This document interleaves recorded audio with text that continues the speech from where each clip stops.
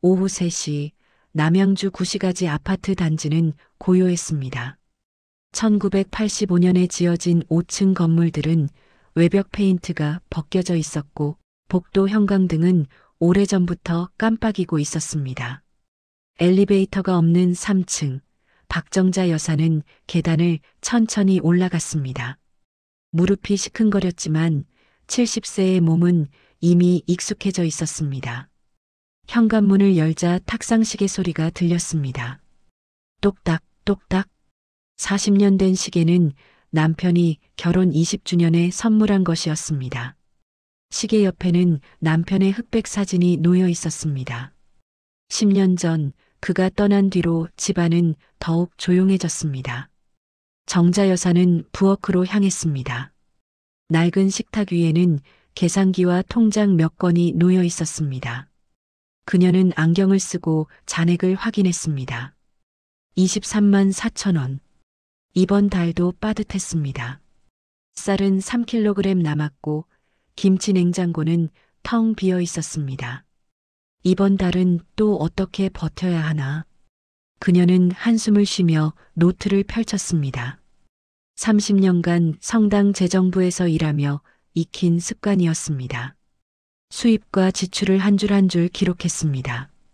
국민연금 45만 원, 관리비 12만 원, 전기세 4만 원, 약값 8만 원. 숫자들은 정확했습니다. 그녀의 손은 떨리지 않았습니다. 정자 여사는 창밖을 바라보았습니다. 아파트 단지 놀이터에는 아이들이 뛰어놀고 있었습니다. 젊은 엄마들은 벤치에 앉아 수다를 떨었습니다. 그녀는 20년 전 자신도 저 자리에 앉아 있었던 기억을 떠올렸습니다. 아들 민준이 초등학생이었을 때였습니다. 엄마, 배고파요. 그때 민준은 항상 배가 고팠습니다. 정자 여사는 남편의 적은 월급으로 아들을 키웠습니다. 학원비를 아끼기 위해 직접 수학을 가르쳤습니다. 겨울에는 난방을 줄이고 이불을 덮었습니다. 민주는 불평하지 않았습니다. 착한 아이였습니다. 대학 입학 후 민주는 변했습니다. 서울 강남의 대학에 다니며 새로운 친구들을 만났습니다. 명품 가방을 든 친구들, 외제차를 타는 친구들. 민주는 점점 집에 오지 않았습니다. 명절에만 얼굴을 비쳤고 전화는 점점 짧아졌습니다. 엄마, 바빠서 그래. 나중에 연락할게. 졸업 후 민주는 IT 스타트업을 창업했습니다. 처음 2년은 힘들었습니다. 정자 여사는 적금을 깨서 아들에게 보냈습니다. 3천만 원. 평생 모은 돈이었습니다. 엄마, 고마워. 나중에 꼭 갚을게. 민주는 약속했습니다. 그리고 3년 전 회사가 성공했습니다. 투자금 50억 원을 유치했다는 기사가 났습니다. 정자 여사는 신문을 스크랩했습니다. 아들이 자랑스러웠습니다. 하지만 돈은 돌아오지 않았습니다.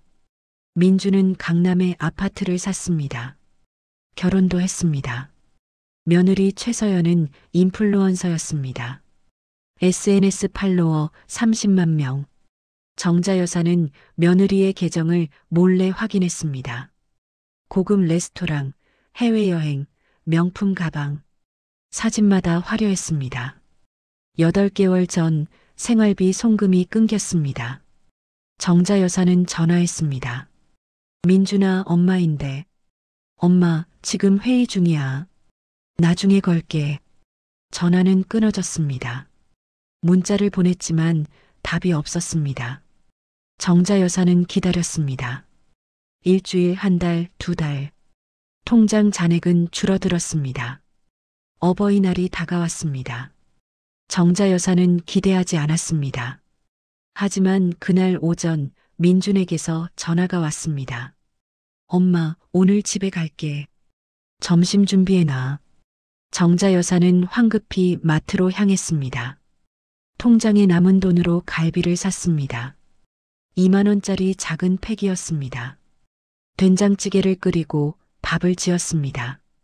낡은 식탁을 닦고 꽃병에 조화를 꽂았습니다. 오후 1시 현관 초인종이 울렸습니다.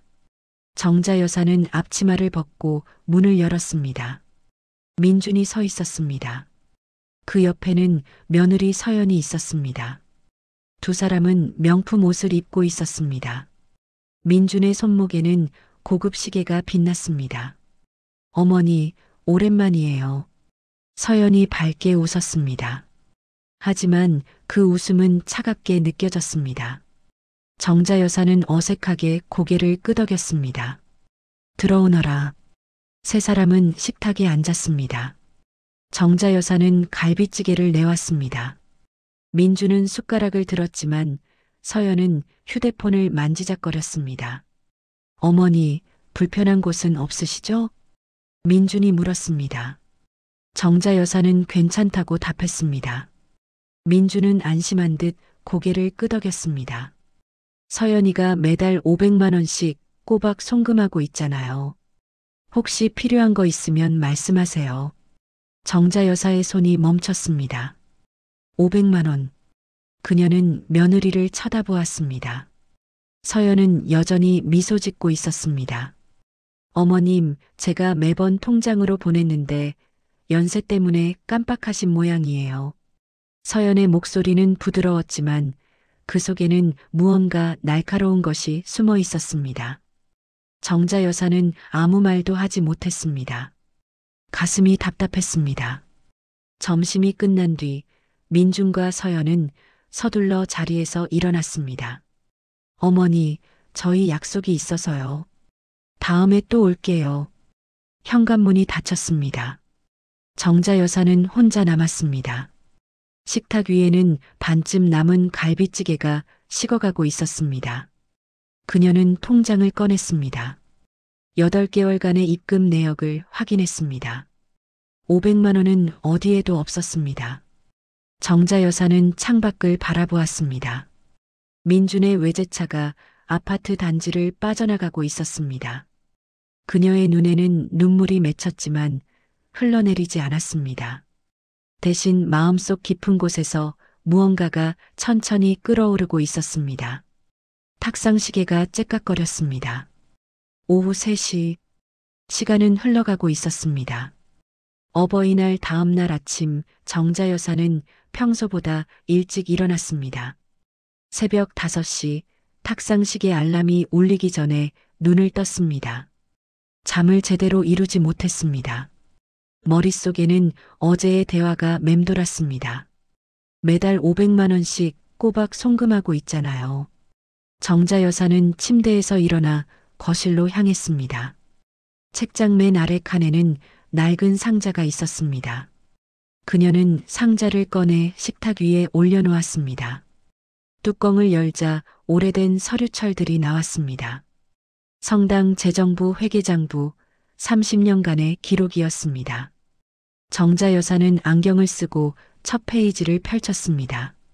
1993년 1월 깨끗한 필체로 적힌 숫자들이 보였습니다. 수입과 지출 한 푼의 오차도 없었습니다. 그녀는 페이지를 넘겼습니다. 매달 매년 모든 거래가 기록되어 있었습니다. 틀림없어. 내 기억은 정확해. 그녀는 자신의 통장을 꺼냈습니다. 빨간 표지의 낡은 통장이었습니다. 20년 전에 만든 것이었습니다. 페이지를 넘기며 최근 8개월의 입금 내역을 확인했습니다. 국민연금 45만 원, 그것뿐이었습니다. 500만 원은 어디에도 없었습니다. 정자 여사는 노트를 펼쳤습니다. 새 페이지를 열고 날짜를 적었습니다. 5월 9일 어버이날. 그 아래에 민준과 서연의 방문 내용을 기록했습니다. 민준, 500만 원 송금 언급. 서연, 은행 송금 주장. 실제 입금 내역 없음. 글씨는 또박또박했습니다. 손은 떨리지 않았습니다. 정자 여사는 30년간 수천 건의 거래를 기록해왔습니다. 이번도 다르지 않았습니다. 오전 9시 정자 여사는 외출 준비를 했습니다. 검은색 바지에 흰색 블라우스를 입었습니다. 머리를 단정하게 빗고 가방을 챙겼습니다. 가방 속에는 통장과 신분증이 들어 있었습니다. 은행은 아파트에서 도보로 10분 거리였습니다. 정자 여사는 천천히 걸었습니다. 무릎이 아팠지만 멈추지 않았습니다. 은행 앞에 도착하자 대기 번호표를 뽑았습니다. 47번. 앞에 12명이 기다리고 있었습니다. 30분 후 번호가 불렸습니다. 정자 여사는 창구로 향했습니다. 젊은 여직원이 미소를 지으며 맞았습니다. 어떻게 도와드릴까요? 통장 거래 내역을 확인하고 싶습니다. 최근 1년치요. 정자 여사는 통장을 내밀었습니다. 직원은 통장을 받아 컴퓨터에 입력했습니다. 화면을 보며 고개를 갸우뚱했습니다. 어머님, 입금 내역이 거의 없으시네요. 국민연금 외에는 혹시 다른 계좌로 송금된 건 없나요? 제 이름으로 된 다른 통장이요. 직원은 다시 확인했습니다. 몇 분 후 고개를 저었습니다. 어머님 주민등록번호로 조회해 봤는데 이 통장 하나뿐이에요. 그리고 최근 8개월간 입금은 연금뿐입니다. 10원짜리 이자 말고는 활동 내역이 없어요. 정자 여사는 조용히 고개를 끄덕였습니다. 예상했던 답이었지만 확인하고 나니 가슴이 무거워졌습니다. 거래 내역서를 출력해 주실 수 있나요? 최근 1년치요. 네, 잠시만요. 프린터에서 종이가 나왔습니다. 정자 여사는 내역서를 받아 가방에 넣었습니다. 은행을 나오며 하늘을 올려다보았습니다. 구름 한 점 없는 맑은 날이었습니다. 집으로 돌아온 정자 여사는 식탁에 앉았습니다. 거래 내역서를 펼쳐 하나하나 확인했습니다. 빨간 펜으로 입금 항목에 동그라미를 쳤습니다. 국민연금 45만 원 매달 같은 날짜에 들어왔습니다. 그 외에는 아무것도 없었습니다. 거짓말이었어. 정자 여사는 노트에 기록했습니다. 5월 10일 은행 방문. 송금 내역 없음 확인. 서연의 주장은 거짓. 점심을 간단히 먹은 뒤 정자 여사는 과거 기록을 꺼냈습니다. 오래된 가계부였습니다. 40년간 써온 것이었습니다. 노란 표지가 발에 있었지만 내용은 선명했습니다. 1985년부터 시작된 기록이었습니다. 페이지를 넘기며 민준의 성장 과정을 떠올렸습니다. 초등학교 입학금, 중학교 교복비, 고등학교 참고서비, 대학 등록금, 모든 지출이 기록되어 있었습니다. 민준이 스타트업을 시작했을 때 보낸 3천만 원도 적혀 있었습니다. 2021년 6월 15일 민준 사업 자금 3천만 원 송금. 적금 해지. 정자 여사는 한참 동안 그 페이지를 바라보았습니다. 평생 모은 돈이었습니다. 아들이 성공하면 돌려받을 거라 믿었습니다. 하지만 3년이 지난 지금 생활비조차 끊겼습니다. 2주 후 서연이 다시 방문했습니다. 오후 2시 초인종이 울렸습니다. 정자 여사는 노트를 서랍에 넣고 문을 열었습니다. 서연은 혼자였습니다. 밝은색 원피스를 입고 새 명품 가방을 들고 있었습니다. 어머님, 안녕하세요. 서연은 밝게 웃었습니다. 정자 여사는 미소로 답했습니다. 들어오너라. 두 사람은 거실 소파에 앉았습니다. 서연은 가방을 내려놓으며 말했습니다. 어머님, 건강은 괜찮으세요? 요즘 날씨가 더워서 걱정이에요. 괜찮구나. 걱정 마라. 서연은 휴대폰을 꺼내 화면을 보였습니다. 어머님, 이번 달 송금도 제가 했어요. 확인해 보셨어요? 정자 여사는 조용히 고개를 저었습니다. 아직 못 봤구나. 어머님, 혹시 통장을 잃어버리신 건 아니에요? 은행에 가서 재발급 받으셔야 할 것 같은데요. 서연의 목소리는 여전히 부드러웠습니다. 하지만 정자 여사는 그 속에 숨은 의도를 느꼈습니다. 그녀는 침착하게 답했습니다. 통장은 잘 있어. 며칠 전에 은행도 다녀왔단다. 그럼 입금 확인하셨죠? 응, 확인했어. 정자 여사는 더 이상 말하지 않았습니다. 서연은 잠시 머뭇거리다 말을 이었습니다. 어머님, 혹시 은행 시스템에 오류가 있을 수도 있어요. 제가 다시 확인해 볼게요. 그래, 고맙구나. 서연은 30분쯤 머물다 자리에서 일어났습니다. 어머님, 저 약속이 있어서요. 다음에 또 올게요. 현관문이 닫힌 뒤 정자 여사는 즉시 노트를 꺼냈습니다. 5월 23일 서연 방문. 새 명품 가방 소지. 은행 시스템 오류 언급. 송금 증거 제시하지 않음. 정자 여사는 펜을 내려놓고 창밖을 바라보았습니다. 서연의 차가 아파트 단지를 빠져나가고 있었습니다. 그녀는 깊게 숨을 들이마셨습니다. 다음 날 오전 정자 여사는 성당으로 향했습니다. 30년간 다닌 곳이었습니다. 성당 문을 열고 들어가자 익숙한 냄새가 났습니다. 촛불과 나무 냄새였습니다. 김 목사님은 사무실에 계셨습니다. 60대 중반의 온화한 분이었습니다. 정자 여사가 문을 두드리자 반갑게 맞아주었습니다. 정자 자매님, 오랜만입니다. 목사님, 부탁드릴 게 있어서 왔습니다. 정자 여사는 가방에서 두꺼운 봉투를 꺼냈습니다. 안에는 모든 기록이 들어 있었습니다. 은행 거래 내역서, 가계부 복사본, 그리고 서연과의 대화 기록이었습니다.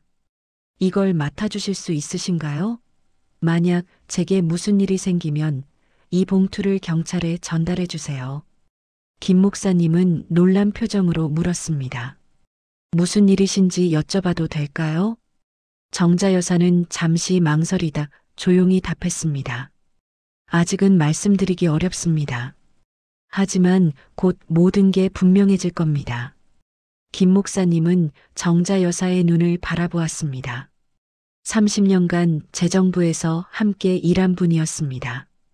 그녀의 꼼꼼함과 정직함을 누구보다 잘 알았습니다.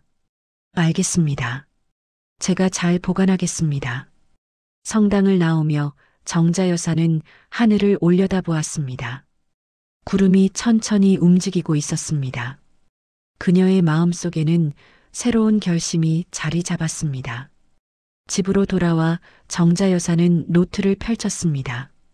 마지막 페이지에 한 줄을 적었습니다. 진실은 반드시 드러난다. 나는 기다릴 것이다. 탁상 시계가 째깍거렸습니다. 오후 3시. 시간은 흘러가고 있었습니다. 정자 여사는 조용히 눈을 감았습니다. 30년간 재정부에서 배운 것이 있었습니다. 숫자는 거짓말하지 않는다는 것. 그리고 진실은 언젠가 반드시 밝혀진다는 것. 그녀는 더 이상 두렵지 않았습니다. 정자 여사는 서류철을 펼쳤다. 계좌이체 내역서가 가장 위에 있었다. 민준의 개인 계좌에서 매달 500만 원씩 8개월간 총 4천만 원이 정기 후원 명목으로 빠져나간 기록이었다. 수취인 계좌명은 사랑나눔재단 마이너스 박정자였다. 이게 무슨... 손이 떨렸다. 자신의 이름이 적힌 계좌였지만 그녀는 그런 계좌를 만든 적이 없었다. 다음 페이지를 넘기자 신분증 사본이 나왔다. 분명 자신의 신분증이었지만 복사 날짜는 작년 8월이었다. 클라라가 이사 올 때 주민등록 등본이 필요하다며 신분증을 복사해 갔던 기억이 떠올랐다. 이 과장이 조심스럽게 말했다. 부인께서 대표님 명의로 재단 후원금 명목의 자동이체를 만드셨습니다. 어머님 명의 계좌라고 하셔서 의심하지 않았습니다. 민준이는 알고 있나요? 대표님은 모르실 겁니다. 부인께서 직접 세무사무소와 통화해서 처리하셨으니까요. 대표님은 매달 세무신고서에 서명만 하십니다. 정자 여사는 다음 서류들을 넘겼다. 법인카드 사용 내역이 빼곡했다. 청담동 명품 매장, 강남 고급 레스토랑, 신라 호텔 스위트룸, 고급 뷰티 살롱, 모두 재단 협찬 혹은 접대비로 처리되어 있었지만 실제로는 클라라 개인의 사적 지출이었다. 3개월간 3,200만 원이 넘었다. 회사 돈도 이렇게. 재무팀에서 여러 번 문제 제기했습니다만 부인께서 대표님과 함께 계시니 감히 못했습니다. 이 과장의 목소리가 낮아졌다. 사실 회사 직원들 사이에서도 소문입니다. 부인이 회사 돈을 너무 함부로 쓴다고요. 정자 여사는 서류철을 천천히 덮었다. 클라라는 단순히 시어머니를 괴롭힌 며느리가 아니었다. 체계적으로 가족을 속이고 돈을 빼돌린 사기꾼이었다. 민준도 피해자였다. 아내를 믿었던 순진한 아들은 자신이 사기당하고 있다는 사실조차 모르고 있었다. 집으로 돌아오는 길은 멀게 느껴졌다. 택시 창밖으로 서울의 밤 풍경이 흘러갔지만 아무것도 눈에 들어오지 않았다. 정자 여사는 서류철을 가슴에 꼭 안고 있었다. 이것이 증거였다. 하지만 이 증거를 어떻게 사용해야 할지 막막했다. 민준에게 바로 말해야 할까? 하지만 아들은 아내를 너무 사랑했다. 클라라가 어머님이 날 모함하려고 꾸민 거예요 라고 말하면 민준은 누구를 믿을까? 지난 몇 달간 아들이 자신보다 아내 편을 들었던 순간들이 떠올랐다. 경찰에 신고할 수도 있었다. 하지만 사기죄는 입증이 어렵다고 들었다. 더구나 부부 사이, 가족 간의 문제는 법적으로 더 복잡했다. 그 과정에서 민준의 회사가 타격을 입을 수도 있었다. 세무조사라도 나오면 사업에 치명적일 것이다. 현관문을 열었을 때 거실에 불이 켜져 있었다. 클라라가 소파에 앉아 와인을 마시고 있었다. 텔레비전에서는 홈쇼핑 채널이 나오고 있었다. 어머님, 어디 갔다 오세요? 전화도 안 받으시고. 목소리는 여전히 부드러웠지만 눈빛은 날카로웠다. 산책 좀 했다. 저녁은 드셨어요? 제가 죽 끓여놨는데. 괜찮다. 정자 여사는 방으로 들어가려 했다. 클라라가 갑자기 일어서며 물었다. 혹시 민준 오빠 회사에 가셨어요? 순간 심장이 멎는 것 같았다. 하지만 정자 여사는 표정을 관리했다. 왜 그런 생각을 하니? 아니, 그냥요. 요즘 어머님이 너무 힘들어 하시는 것 같아서 혹시 오해가 있으신가 싶어서요. 클라라의 웃음 뒤에 경계가 숨어 있었다. 정자 여사는 아무 말 없이 방문을 닫았다. 등 뒤로 클라라의 시선이 느껴졌다. 방에 들어와 서류철을 옷장 깊숙이 숨겼다. 그리고 침대에 앉았다. 온몸에 힘이 빠졌다. 70년을 살면서 이런 상황은 처음이었다. 전쟁도 겪고 가난도 견뎌냈지만 가족 안에 적이 있는 이 상황은 어떻게 대처해야 할지 알 수 없었다. 핸드폰이 울렸다. 민준이었다. 엄마, 나 내일 새벽에 부산 출장 가. 3일 정도 있다가 올게. 그래. 엄마, 서연이 잘 지내지? 요즘 좀 예민한 것 같던데.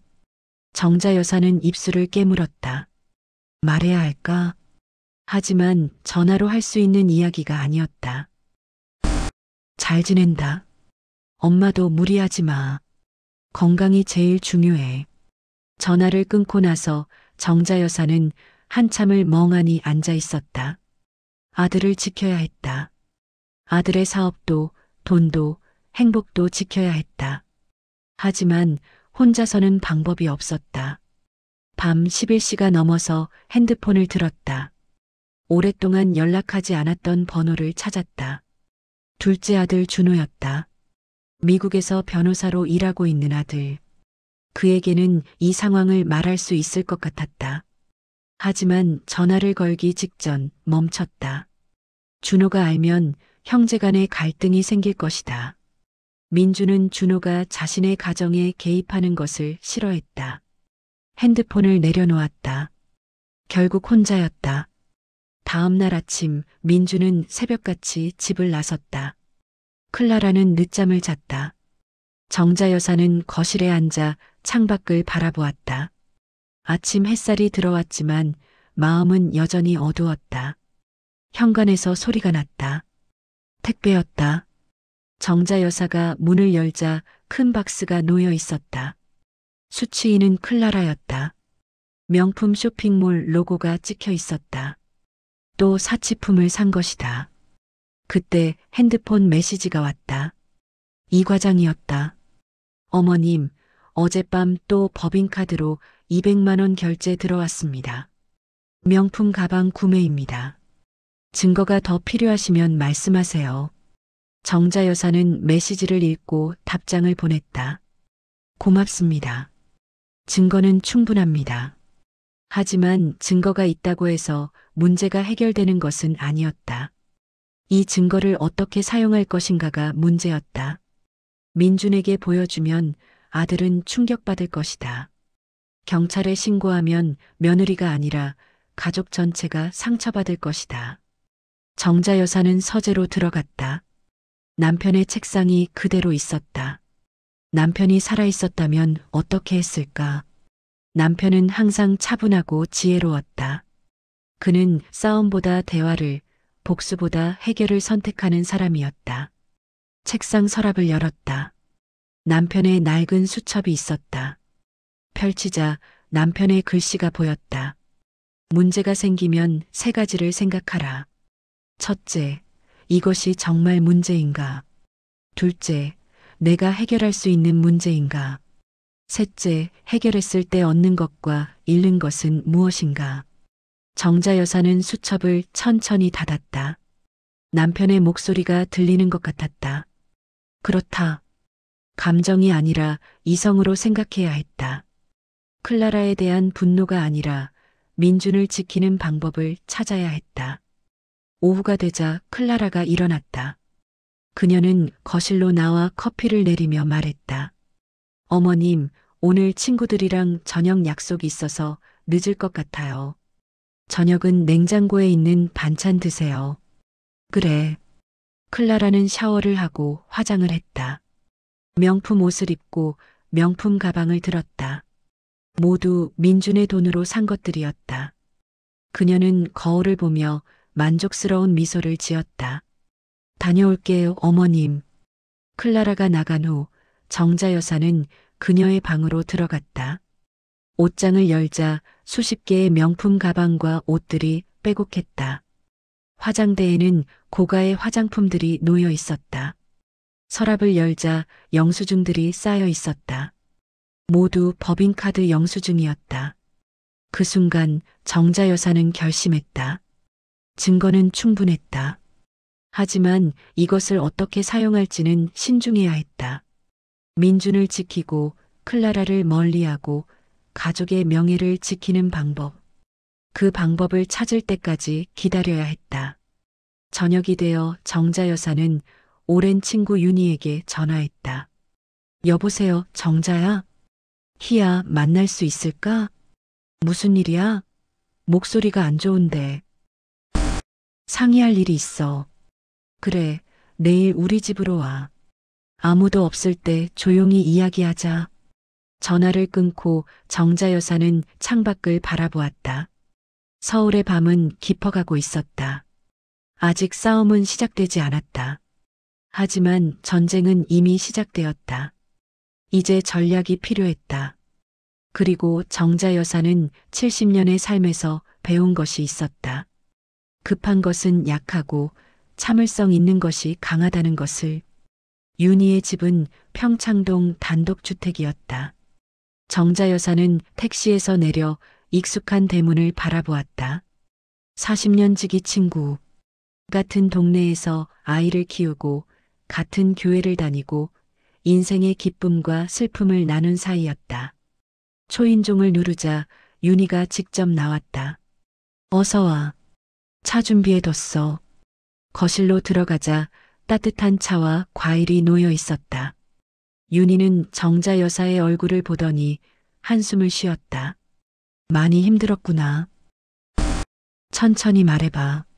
내가 들어줄게. 정자 여사는 지난 8개월간의 일들을 차근차근 이야기했다. 클라라의 무시, 정신병원 협박, 그리고 이 과장에게 받은 서류들까지. 윤희는 중간에 끼어들지 않고 조용히 들었다. 이야기를 다 듣고 나자 윤희가 말했다.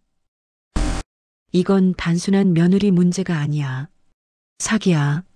나도 알아. 그런데 어떻게 해야 할지 모르겠어.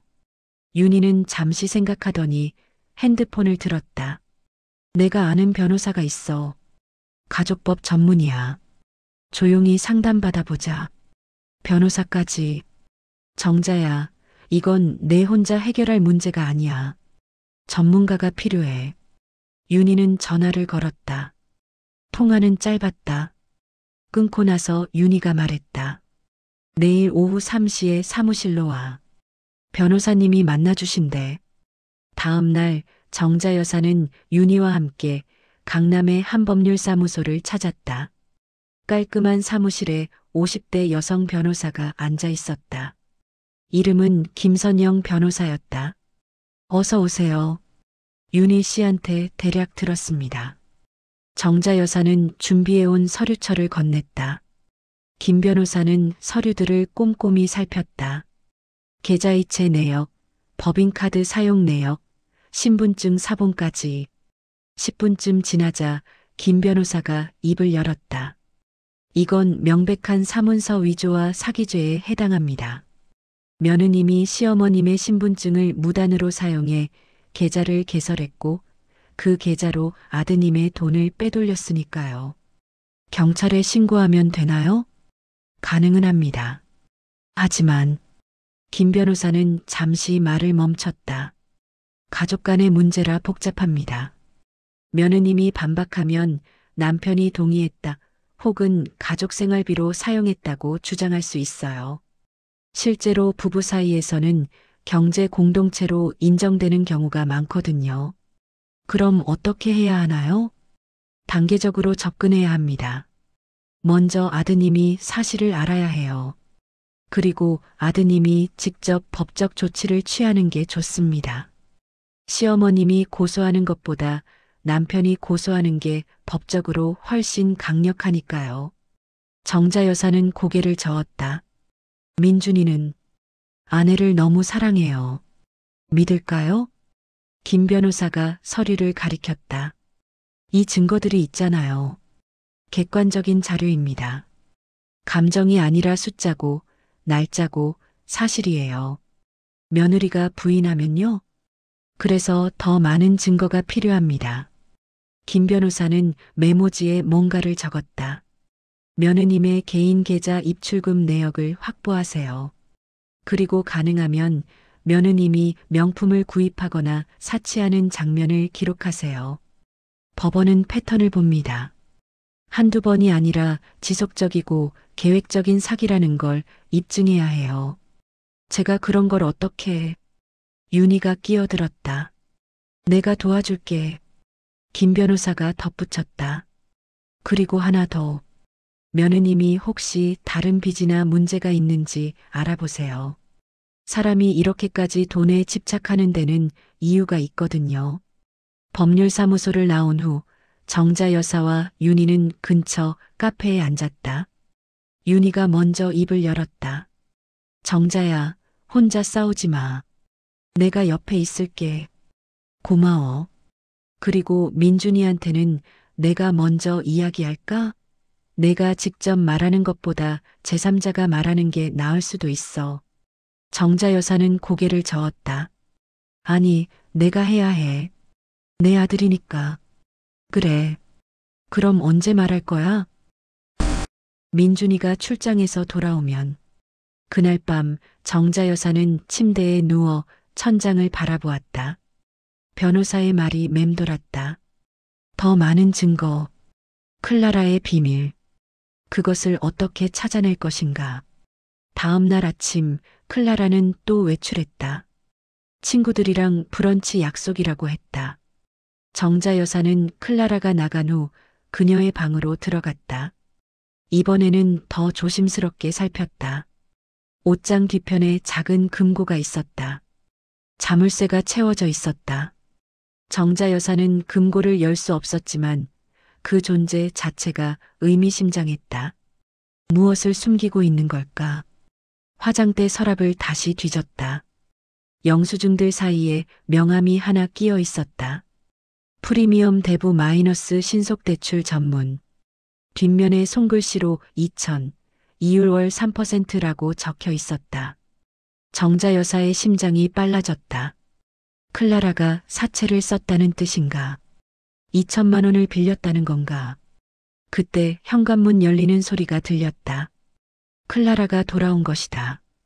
정자 여사는 서둘러 명함을 사진으로 찍고 원래 자리에 돌려놓았다. 방을 나와 거실로 갔다. 어머님, 집에 계셨어요? 클라라의 목소리가 평소보다 날카로웠다. 응, 어디 갔다 왔니? 브런치 먹고 왔어요. 클라라는 정자 여사를 훑어보며 자신의 방으로 들어갔다. 얼마 후 방에서 나와 물었다. 혹시 제 방에 들어가셨어요? 왜? 아니, 그냥요. 서랍이 약간 열려 있는 것 같아서. 정자 여사는 침착하게 대답했다. 방 청소할 때 지나갔을 수도 있지. 클라라는 의심스러운 눈빛으로 정자 여사를 바라보았다. 그리고 돌아서서 방으로 들어갔다. 문을 닫는 소리가 유난히 크게 들렸다. 정자 여사는 마음이 무거웠다. 클라라가 눈치챈 것 같았다. 조심해야 했다. 더 이상 실수는 없어야 했다. 저녁 민준이 출장에서 돌아왔다. 그는 피곤한 얼굴로 집에 들어왔다. 클라라가 반갑게 맞이했다. 오빠 힘들었지? 씻고 저녁 먹자. 응, 고마워. 정자 여사는 주방에서 저녁 준비를 하며 아들의 모습을 지켜보았다. 민주는 행복해 보였다. 아내가 자신을 사랑한다고 믿고 있었다. 이 행복을 깨뜨려야 하는 자신이 잔인하게 느껴졌다. 하지만 거짓 위에 세운 행복은 진짜 행복이 아니었다. 아들을 지키려면 진실을 말해야 했다. 식사 후 클라라는 피곤해서 먼저 잔다며 방으로 들어갔다. 민주는 거실에서 텔레비전을 켰다. 정자 여사는 옆에 앉았다. 민준아. 응, 엄마. 엄마가 할 말이 있는데. 민준이 텔레비전을 끄고 정자 여사를 바라보았다. 무슨 일이야? 정자 여사는 입을 열려다 다시 닫았다. 지금 말해야 할까? 아니면 더 확실한 증거를 모은 후에 말해야 할까? 아니다. 그냥 건강 챙기라는 말 하려고. 민주는 엄마의 손을 잡았다. 엄마, 요즘 표정이 안 좋아. 무슨 일 있어? 없다. 엄마, 나한테 말해. 서연이가 뭐 잘못했어? 정자 여사는 아들의 눈을 똑바로 보았다. 순간 모든 걸 말하고 싶었다. 하지만 입에서 나온 말은 달랐다. 아무것도 아니야. 괜찮아. 민주는 고개를 갸웃했지만 더 묻지 않았다. 그는 엄마의 어깨를 토닥였다. 엄마, 너무 걱정하지 마. 다 잘 될 거야. 민준이 방으로 들어간 후 정자 여사는 거실에 혼자 남았다. 아들에게 말하지 못한 것이 후회되었다. 하지만 동시에 아직은 때가 아니라는 생각도 들었다. 핸드폰을 꺼내 윤희에게 문자를 보냈다. 클라라가 사채를 쓴 것 같아. 2천만 원. 명함 사진 찍었어. 곧 윤희에게서 답장이 왔다. 그거 중요한 단서야. 김 변호사한테 보여줘. 그리고 그 대부업체에 전화해서 확인해봐. 정자 여사는 명함 사진을 다시 들여다보았다. 클라라는 왜 사채를 썼을까? 민준의 돈을 빼돌리면서도 사채가 필요했다는 건 다른 빚이 있다는 뜻일까? 그날 밤 정자 여사는 오래 잠들지 못했다. 침대에 누워 어둠 속에서 천장을 바라보았다. 싸움은 이제 시작이었다. 하지만 이번에는 혼자가 아니었다. 윤희가 있고 김 변호사가 있고 이 과장이 있었다. 그리고 무엇보다 진실이 있었다. 새벽 3시 정자 여사는 일어나 서재로 갔다. 남편의 책상 앞에 앉아 오래된 수첩을 다시 펼쳤다. 남편의 글씨가 희미한 불빛 아래 보였다. 싸움에서 이기는 법은 간단하다.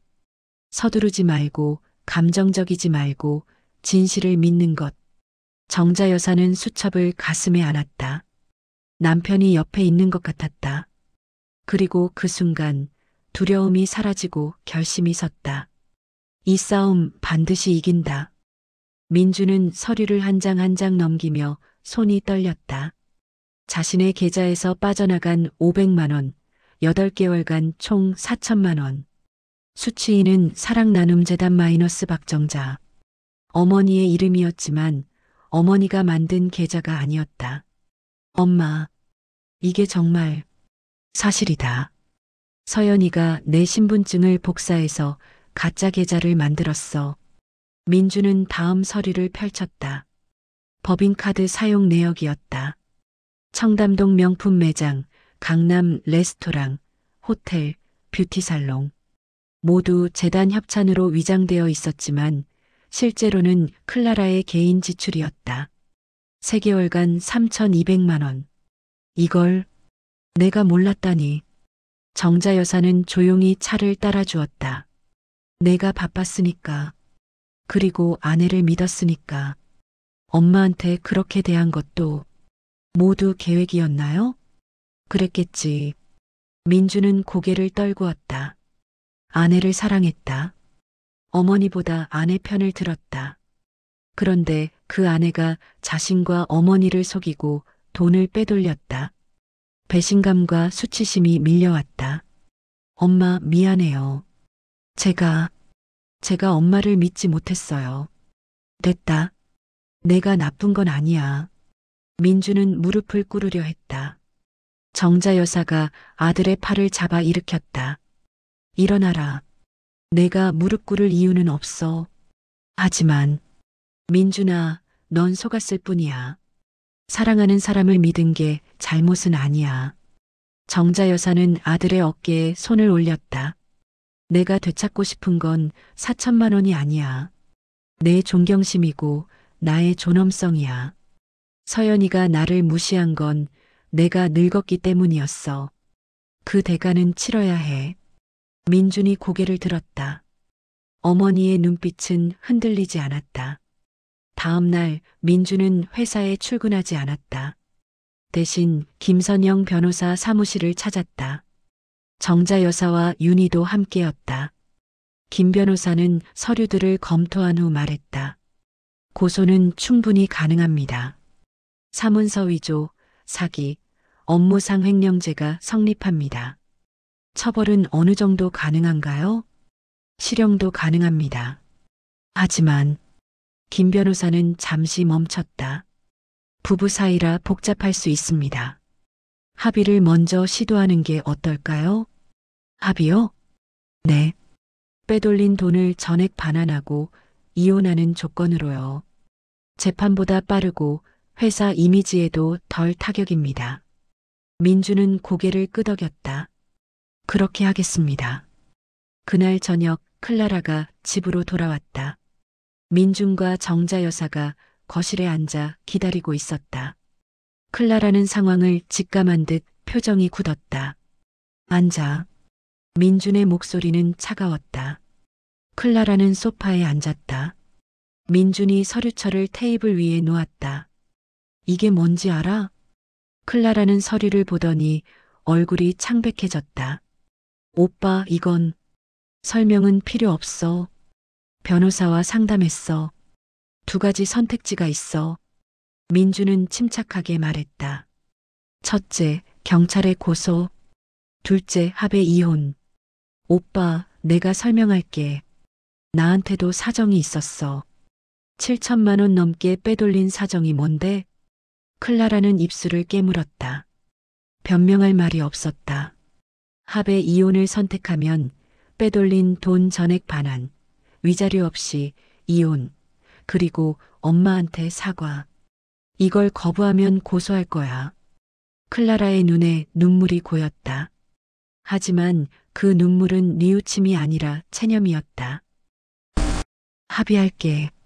민주는 이미 준비된 합의서를 꺼냈다. 내일까지 돈 반환 계획서 제출해. 그리고 엄마한테 사과해. 클라라는 정자 여사를 바라보았다. 정자 여사는 아무 말 없이 그녀를 지켜보았다. 클라라가 입을 열었다. 죄송합니다. 목소리는 작고 떨렸다. 진심인지는 알 수 없었다. 정자 여사는 고개를 끄덕였다. 받아들이마. 그것이 정자 여사의 마지막 말이었다. 일주일 후 클라라는 짐을 쌌다. 명품 가방들과 옷들을 캐리어에 넣었다. 민주는 거실에서 지켜보았다. 사랑했던 여자가 떠나는 모습이었지만 슬프지 않았다. 배신당한 상처가 더 컸다. 클라라가 현관에 섰다. 오빠, 마지막으로 한마디만 할게. 민주는 대답하지 않았다. 나도. 처음에는 오빠를 사랑했어. 진짜야. 됐어. 그만 가. 클라라는 더 이상 말하지 않고 문을 열었다. 그리고 뒤돌아보지 않고 나갔다.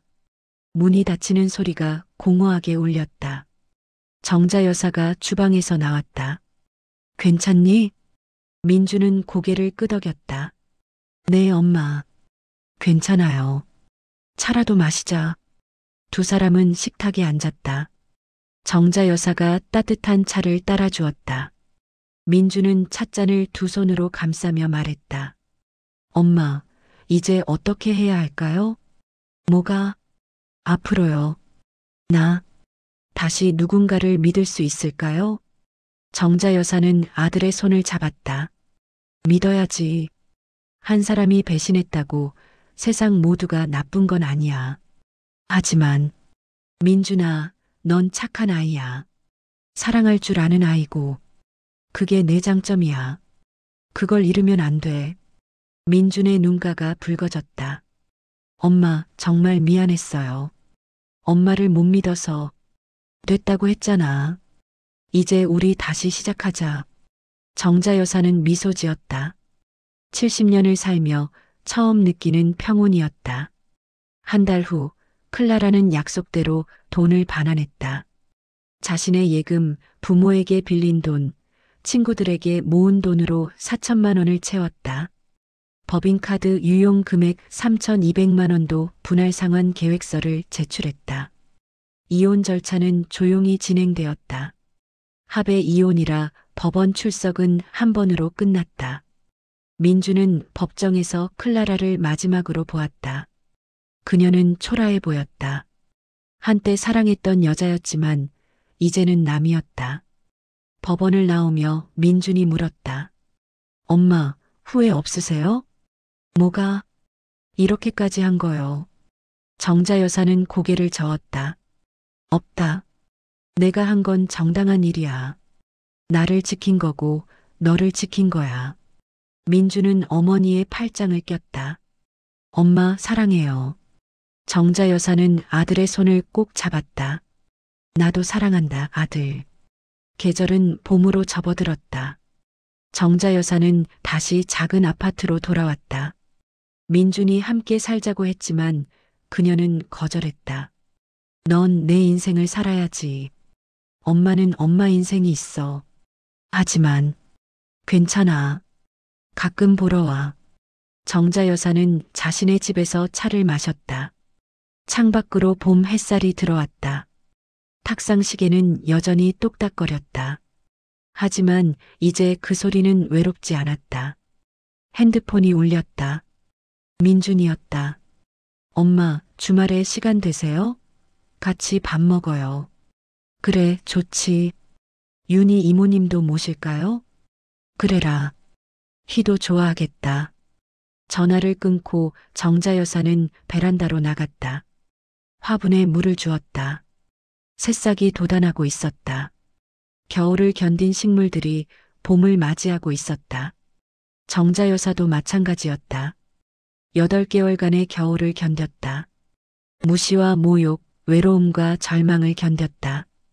그리고 이제 봄이 왔다. 거울을 보았다. 70세 여자가 보였다.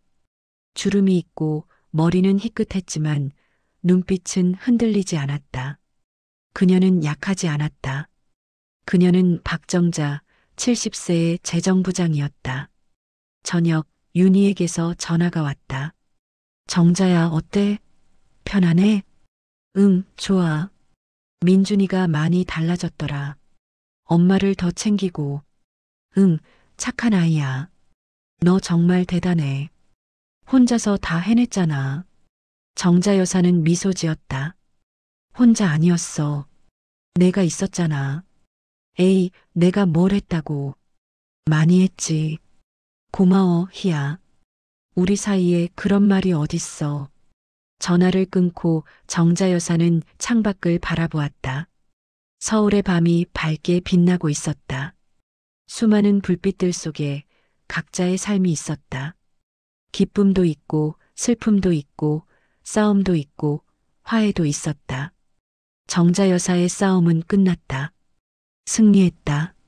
하지만 그것보다 중요한 걸 얻었다. 존엄성이었다. 70세라는 나이가 약점이 아니라 지혜가 될 수 있다는 것을 증명했다. 침대에 누웠다. 탁상 시계가 똑딱거렸다. 평온한 소리였다. 정자 여사는 눈을 감았다. 내일은 또 다른 하루가 올 것이다. 그리고 그녀는 그 하루를 살아갈 준비가 되어 있었다. 70세 박정자, 재정부장이자 어머니이자 생존자. 그녀의 이야기는 이렇게 끝났다. 하지만 그녀의 삶은 계속될 것이다. 존엄하게, 당당하게.